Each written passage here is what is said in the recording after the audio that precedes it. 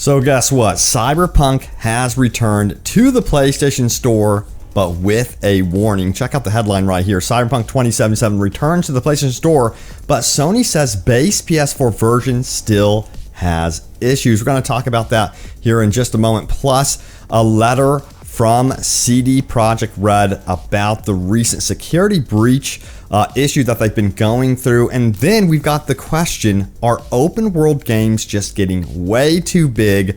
That's a really, really interesting one for sure. We're going to talk about Cyberpunk's long-term sales and what's going to happen going forward and a bunch more. So let's dive in. Hey everyone, what's happening? Open world games here. Hope you're doing good. And we are once again talking about Cyberpunk revisiting Night City. So we're going to dive into this news that finally, yes, it's back on the PlayStation Store, but again, there's a little bit of a warning here. So let's dive into the news article here. This comes from, of course, IGN and the official press website from CD Projekt Red. Let's see what they had to say, shall we? So they go on to say this: Sony has offered a statement on Cyberpunk 2077's return, warning players on the base PlayStation 4 that they will continue to experience performance issues. Instead, Sony recommends Cyberpunk 2077 should be played on either the PlayStation 5 or PlayStation 4 Pro until additional fixes are made. So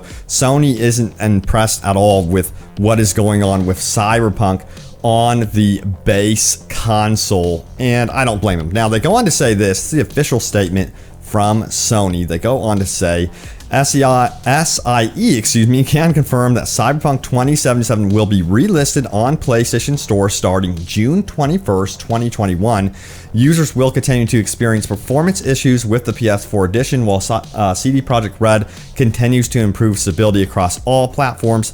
Now, Sony recommends playing the title on PS4 Pro or PS5 for the best experience. So that's like the official word right there from Sony. But again, you know, I wouldn't hold your breath too much if you're holding out for the PS4 version to be, you know, super stable.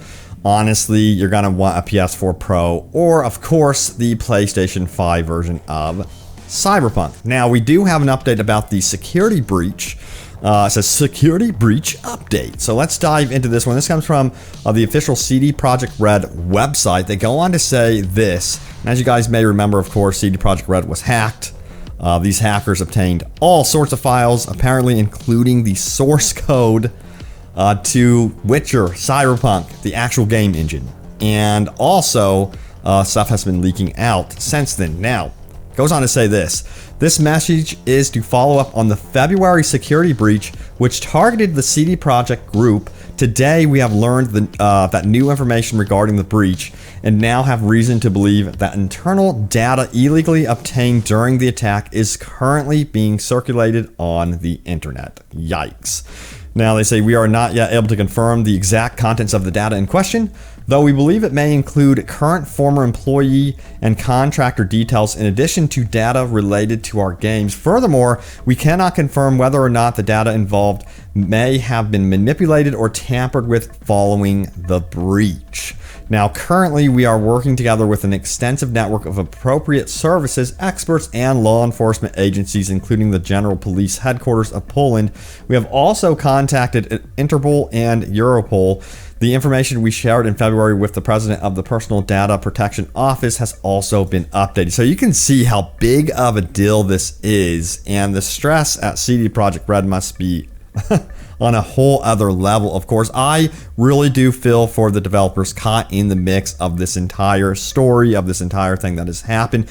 Interestingly, this could have happened to them whether or not Cyberpunk ended up being a really good game or a bad game. It's just a security breach. You know, Electronic Arts was also hacked recently.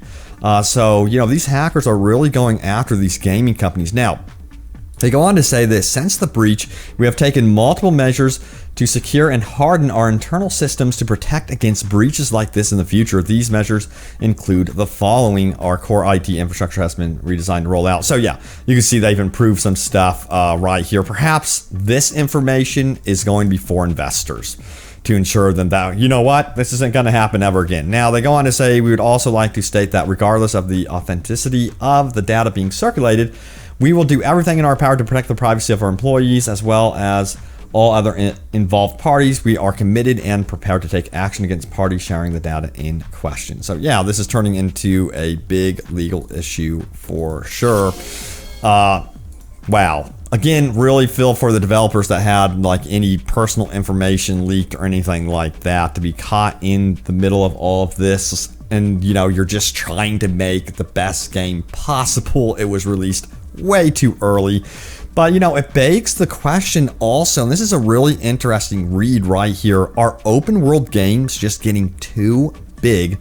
And this is the headline. Says some open world games are being filled with repetitive content in order to make a seemingly larger game, often at the expense of quality. Do you think games need to be so big, you know, that there would be redundant features in them, and also it would put way too much pressure on developers? One game that I think was a really good size considering the dev team was Metro Exodus. I always think of that game, and it's one of the best like semi open world games in my opinion.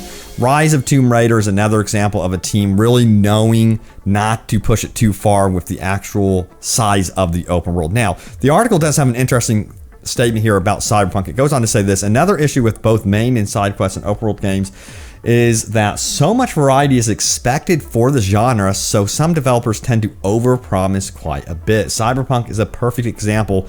Players were supposed to be able to choose between 3 distinct pathways in the game that had their own side quests. This was not the case. The result was that many of the quest lines just feel like a disappointment. That lack of variety was definitely felt almost immediately, especially as it significantly, reduced the game's replayability, another common feature of most open world games. While that kind of customization is not necessarily required for the game to be good, it definitely helps, especially when the storylines feel a little lifeless. Yeah.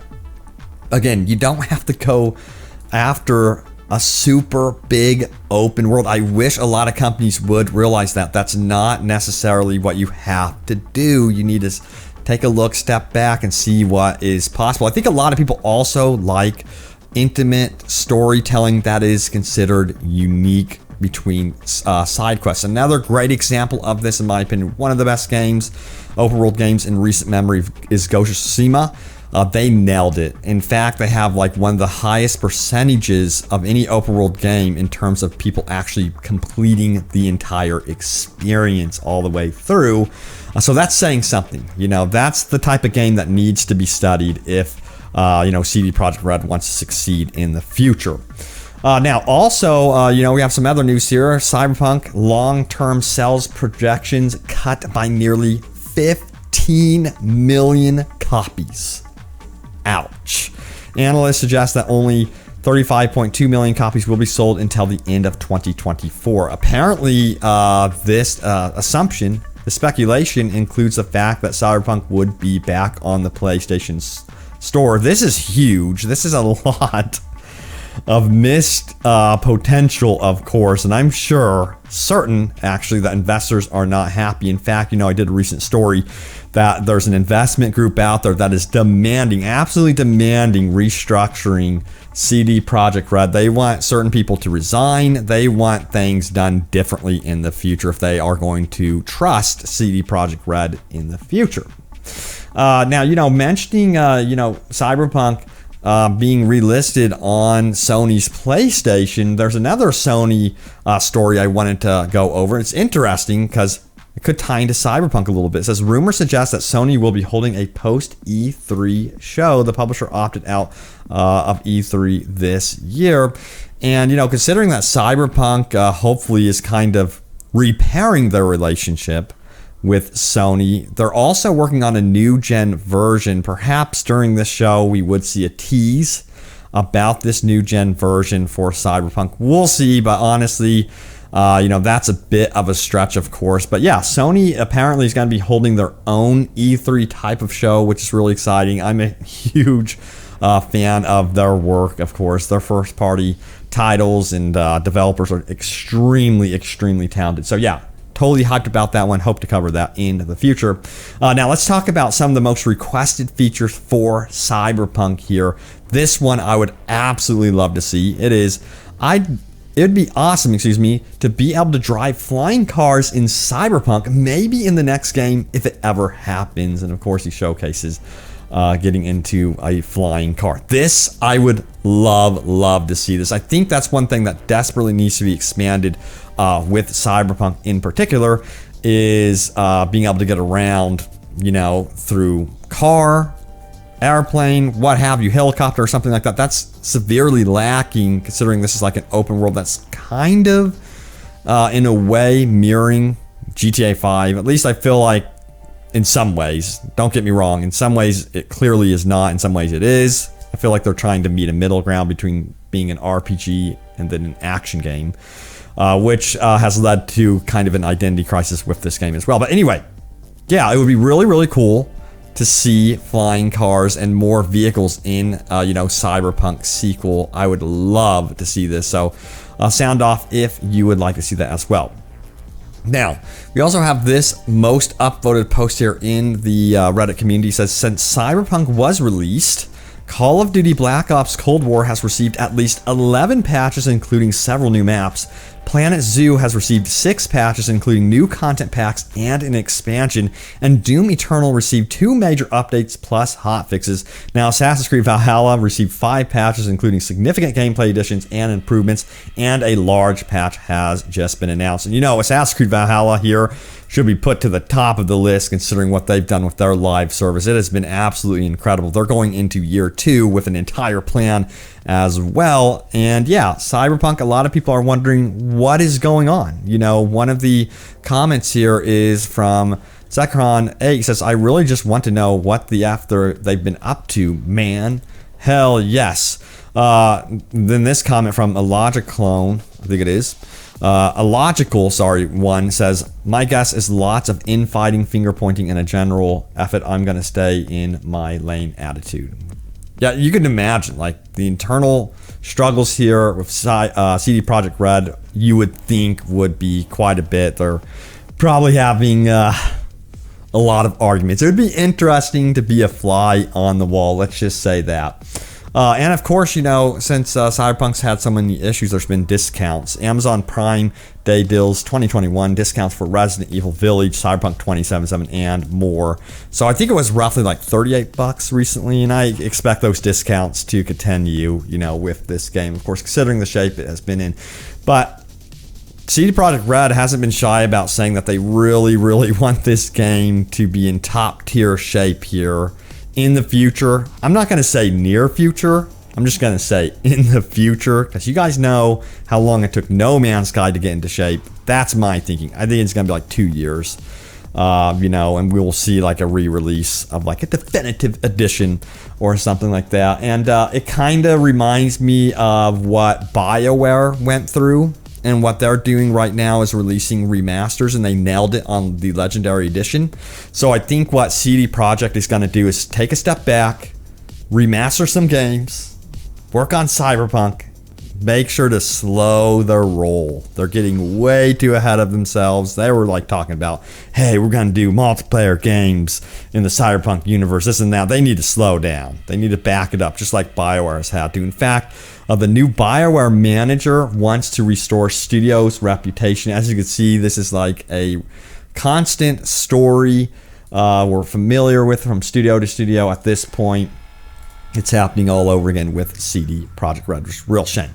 All right, now it's time for your top comments. Remember, leave a comment down below. It could end up in a future video. We're going to go to my previous Cyberpunk video. Let's do this. So the previous video was called Cyberpunk 2077. CD Projekt Red is seeking a big open world overhaul, but can it be done? All new updates. Yeah, that's an interesting one, because according to job listings, they are looking for a new open world designer to really flesh out the world. They're also looking for someone familiar with encounters, like random encounters and things like that. So it's really interesting. Now, let's see what you guys had to say about this one. We have a top comment from Keros Susiri. Sorry if I butchered that name. He says, I don't even want to hear multiplayer until the game that was promised and sold to us is delivered.